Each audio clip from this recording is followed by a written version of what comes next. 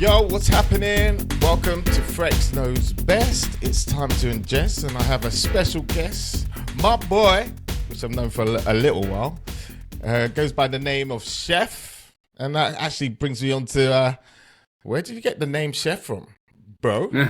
Well, actually, I think people first started calling me Chef when I worked in Iron Apple in Cyprus with MC Decoy and QC, good friends of yours.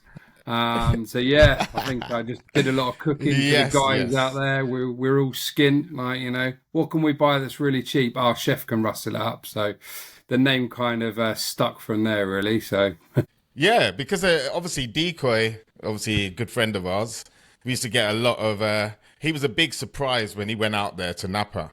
He was like he wasn't even an MC.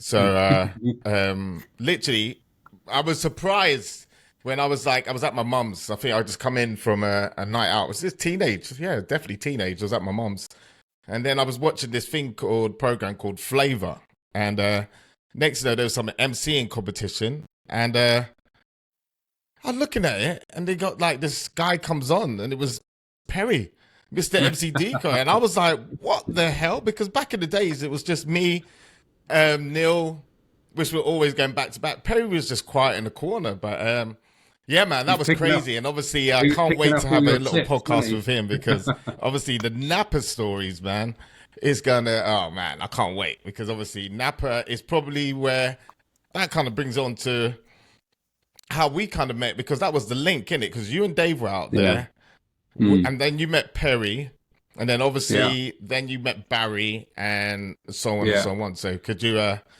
tell me a little bit about that? How you guys all linked up?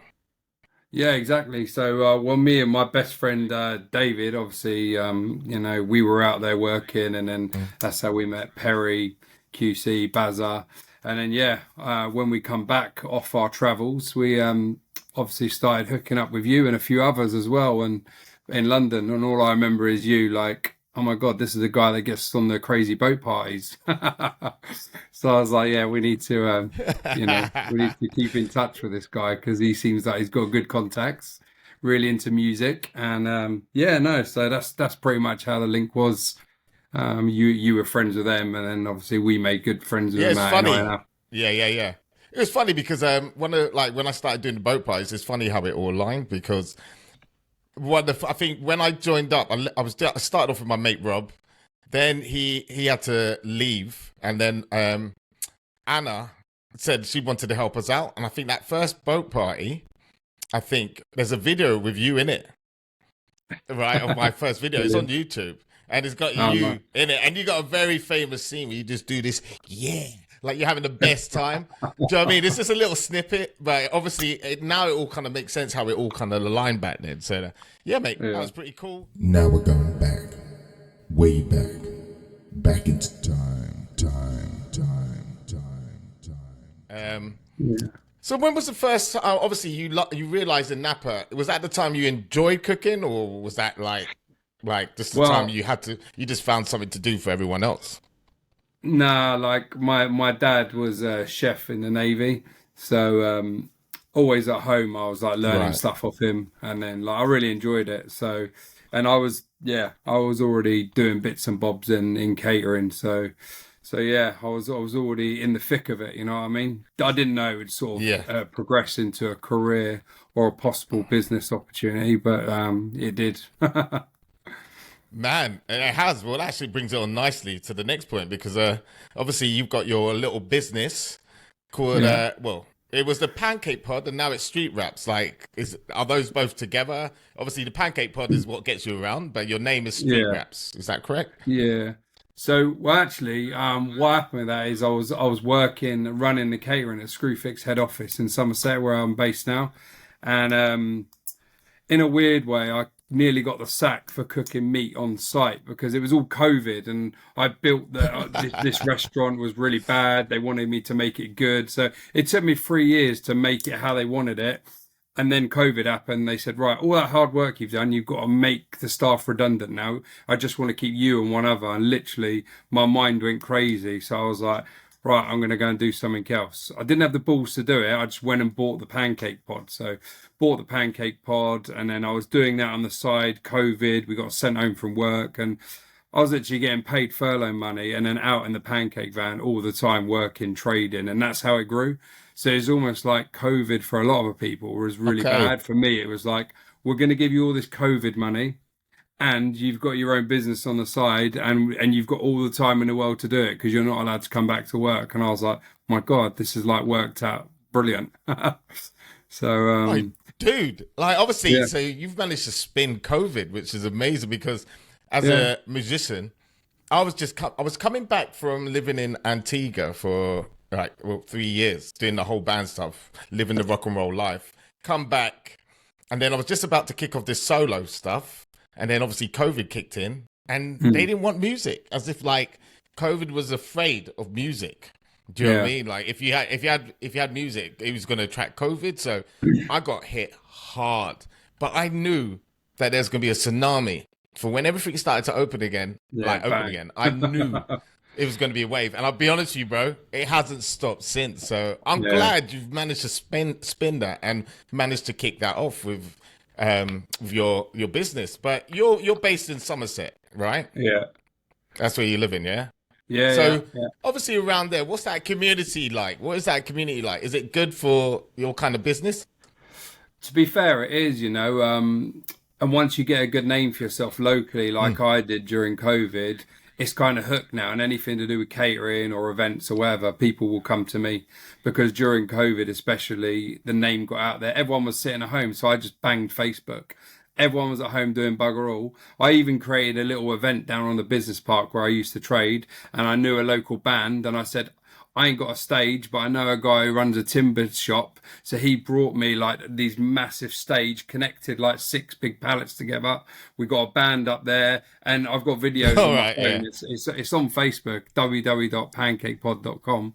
It's on there. Like there's the music's playing. There's That's it. non-stop Plug queues it. of people on an empty business park because obviously all the businesses are closed. So yeah, the word just got out there quick, and then that's where it sort of came onto Street Wraps. I was like, when I kind of nearly got the boot at work for cooking meat on site, wasn't a big thing, but they didn't like it. Yeah. They tried to sack me, but they didn't. But anyhow, I was like, actually, do you know what? This is probably a good thing. So I left, I got a payout, and then I bought the Street Wraps van, and then I traded on that business park for 2 years every day, daily, and now the word got out for the Street Wraps van, and now I get bookings for both. So yeah, it's a bit of a weird one how it just sort of rolled yeah. into place. How are the bookings? You say is it seasonal, the bookings? Is it like do you find it's like Well, a period, or you kind of a little bit regular now? Well, it's all year, but obviously the most busier time is like April to September. So what I do now is I freelance in private schools. So like now I'm in a bloody hotel room. Actually, I'm doing my tax return for my business, but I'm in Gloucester at the minute where I'm Right. supporting a school, and I've been there for a couple of months. But yeah, like then at weekends at Christmas I did 5 events, so the school's closed, and then at Christmas I did 5 events.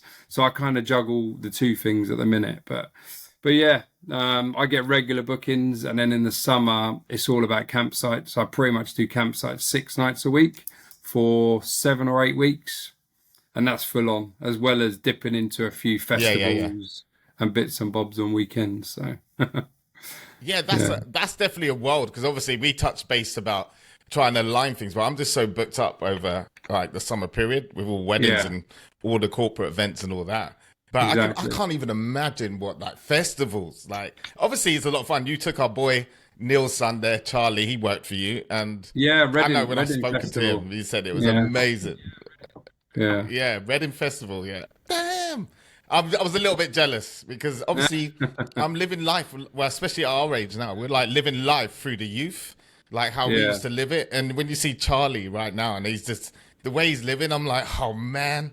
And it's funny, know. his age is pretty much where I met his dad, which is like 17, 18. And it's just crazy watching him do everything that we done. Well, not everything, I Yeah. hope, but most of the stuff. I that know, we've like been when he doing, when he so, was working me on the but, yeah, pancake okay, pod, so we're going to go on to your...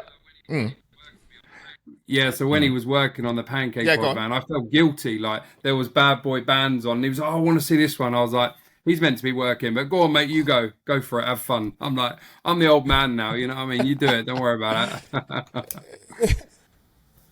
Bro, it's happened. I hate to say it, but there's new lingo, there's new words. Even my little cousin, she's dropping words to me like slay. And I'm like, what is this word Oh slay? And yeah, that I've means heard it's good. That means it's good stuff. And I'm like, all right. That now has showed me, I'm like, okay, it's official. I'm old. Do you know what I mean? Once Yeah. I start getting out of the lingo and that. So but when it comes to the foods you have on there, like what is the best seller, number one seller for you? On the pancake one, there isn't really one. Like if it's a kids thing, it's a one called Marshella, which is Nutella and marshmallows. But as adults, Black Forest is a good one.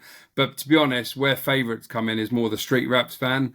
So I do some cool stuff on there, like obviously 12-inch wraps, and they're filled with like really nice salads, pickled cabbage, balsamic vinegar, and then we do like, well, it could be whatever you want, but griddled halloumi. And peri peri chicken's probably the two most popular ones, and then we do lamb and mint koftas as well. So, Oh man, Perry. yeah. Mm-mm. So, Peri chicken, brother. I don't want to be that obvious guy, yeah, but I'm telling you Yeah. to say chicken and I'm there. Peri, 100%. And you said the koftas. The koftas, like, don't get me wrong, koftas is like always, after I've had a couple, Yeah. I can just go easy. Kofta's just always just like my little signal saying, yeah, I want to get involved with a kofta. So, mate, Yeah. that sounds cool. So, I mean, while we sticking with food and that, like, apart from your stepping a little bit away from you, what's your kind of favorite food Who me? that you like? Well, Yeah. I'm massive. What's your like, thing you go to? It's easy. well, decent curries, really. Not so much your run of the mill, but curries are my favourite, to be honest. And after going to Thailand last year, wow, there's some great food out there. Man, I mean, Thai for me is such a certain. It's not like one of them foods which I crave for. Do you know what I mean? It's crazy, Yeah. but when it's there and I eat it, I love it. But Yeah, it's not yeah, something like, for sure. I fancy a Thai tonight. But I've got a few mates which like they love Thai. Like they get the cravings for it. But yeah, I've never won. But again, if you put it in front of me, it's food, and if it's got a Yeah. little bit of a spice which I love, I'm getting involved, mate. Do you know what I mean? I do like spicy food. Do you like hot food and that? Yeah, not like crazily hot, but I can eat a hot curry for sure. So not like a vindaloo. You won't be one of No, those like going for a no. vindaloo or anything like that. Thank God, man. It's like sometimes it don't make sense. I had them. I've got two mates, Haggis and Gavin, and they used to make this chili, and it was so hot that they're laughing, but it just wasn't enjoyable. You Do you did know the what I chili mean? challenge, though, It's just didn't too you? hot. You just can't. You did that chili I challenge. done the hot chip challenge. Ah, yeah. I done the Yeah. hot chip challenge during COVID, and man, I felt reactions in my body I've never felt before from doing that. I couldn't stop rocking on the chair. Man, that was like at first you think, what's one chip gonna do? But but we had to do the whole 5 minutes without drinking anything. So a lot of ego got me through that. But Yeah, for after, sure. man, the milk, it's true. Milk helps. Nothing else does except for milk, man. So yeah, that was good for me. I mean, what's been like if you were saying like with doing your job with the pancake pods, what's been like the worst part of it, and what is the best part of it, would you say? Probably the worst part is well, the weather is one big factor, but the emotional roller coaster of doing of trading. When I traded full time for 2 years, some days you like hardly take any money, and then the other day you take ridiculous amounts. And to ride that roller coaster, it doesn't matter if you do it for 2 years, 3 years, and you know what money you took at the end of the year. The bad days are just like, why am I doing it? But then but I'm going to take 6 times that amount tomorrow. You know what I mean? That's the hardest thing. And it's a very challenging job because it's outdoor catering. You've got event organisers that want to sting you. They're not interested. Like we talked about Reading Festival. As great as it was probably one of the least profitable things I've done because the costs are so high to be there. And yeah, and obviously the best things are actually some of the best things I've done is probably charity things, to be honest. A good friend of mine died. He had a brain tumor. And yeah, I've done like 3 events now for him and raised a good bit of money locally. That's probably the best things I've done, as well as doing private events that are really profitable and help the business. So yeah, no, it's cool. There's good and bad of all of it, but Man, I hear. Look, my cousins, he's been having this food van for a little while, and man, when you hear the dramas, just the whole thing with like, if you're not business minded, especially when you're kicking off your own business, like they're struggling on that front, and having the right, I think you've got to have the right mentality with doing it, because I think with my cousins and that, they just it was a great idea, but they didn't quite, they had some reality with the amount of work which is needed, and the prep the night before, and knowing your sources of where you're going to get your supplies from and all that. Man, I mean, so obviously I appreciate, because I've listened to them chat about it. So for you to be able to just do it and you're still rocking it, man, I salute, brother. Salute. Well, it's all about private events. It's all about going to businesses, events, and getting private bookings, weddings, people's houses. That's where the money is, because then you've already invoiced them. You know you're getting X amount. You know how much food to take. You know how many staff to take. When you do events, it's luck of the draw. Is the weather going to be all right? Are they going to put you in the right area? Are you going to get stuck in mud because it rained 3 days before? Is your car engine going to blow up? Are you actually going to even get on site? There's just endless things, you know. Well, hopefully they'll be listening to this.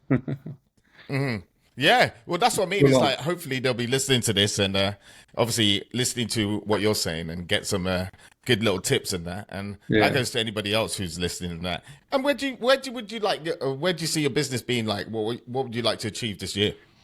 To be honest, this year, I'm just probably going to do the same as last year. I'm not looking to grow it, because where I've taken on this support role and in the winter, my years are really busy. So my plan is actually just to maybe take an extra month off work. So I stop working for this company freelancing, like take an extra month where I'm not working for them, so I can have a bit more time either side of the summer period, just to chill, be with family, go on another holiday. You know what I mean? That's really it. And then see where I'm at the end of the year. The problem is, I'm 42 now. If I'd done this when I was 22, I'd be absolutely smashing it, even more than I think I have done. But it's harder as you get older, and it's a labor-intensive role. It's full on, you know what I mean? Oh, hang on. So that kind of, well, obviously you've started off this business, but you've got a little entourage of youths, which hopefully could be carrying it on for you, brother. This could be maybe, if they want to. I'm not saying they have to, but I can imagine it's like literally you built something. It could be a little family business thing. Look, I would agree with you 100% of that.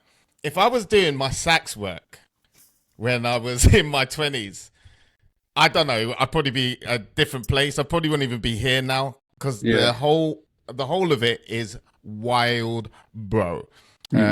In my 20s, I weren't mature enough to be able to handle, or the brain, or the discipline to do it. So I feel like the universe and fate has definitely thought, I'm at the right age to deal with this now. In my 20s, me knowing me in my 20s, and all I wanted to do was rock and roll it. I probably wouldn't have made it to 40. It's just so much fun. Like, I absolutely love my job. So where can people, like, obviously for your pods and everything on socials? Yeah. Obviously, I'm going to be leaving a lot of links in the bio and all that stuff below. So do you want to let people know where they can find you and all that shizzle? Yeah. Well, the website is www.pancakepod.com. And then on Facebook is @PancakePod and also @Streetwraps. So that's where you can find it. Sweet as. So yeah, that's where you got it. I will definitely be putting the links and everything in the podcast once we're done at the bottom. But obviously I've set this up because I'm obviously a musician, obviously, and I want to ask you, like, what is your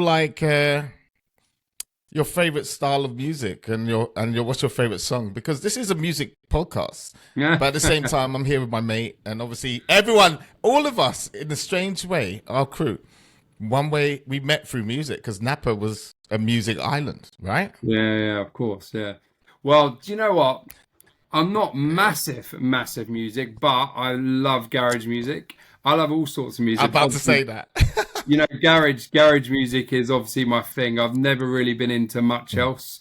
And obviously David would know that massively, that we used to drive around in our car, Ealing, Harrow, big bass box in the back of the shitty car, blaring garage music, thinking we were the coolest kids ever. Yes. So yeah, that's obviously the music that I'm massively into. But like now, as I'm a bit older, I just love things. I went to see Coldplay last year, I love loads of stuff, man. Loads of stuff. But so yeah, it's all good.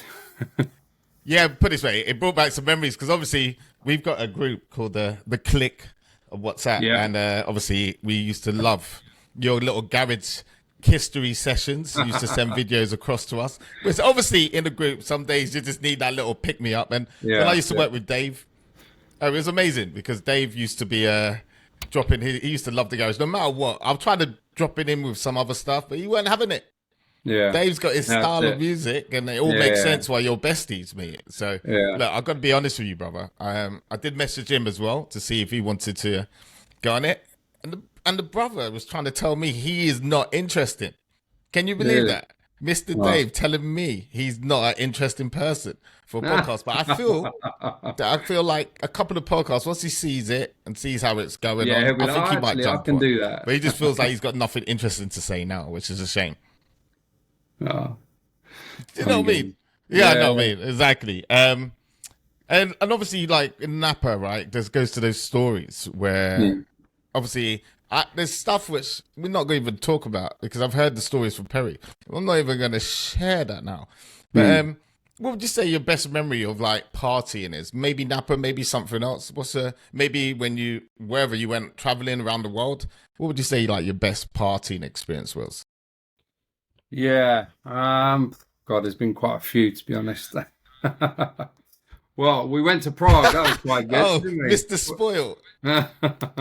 Yeah. Well, actually, man, that Prague. Yeah, Prague was good.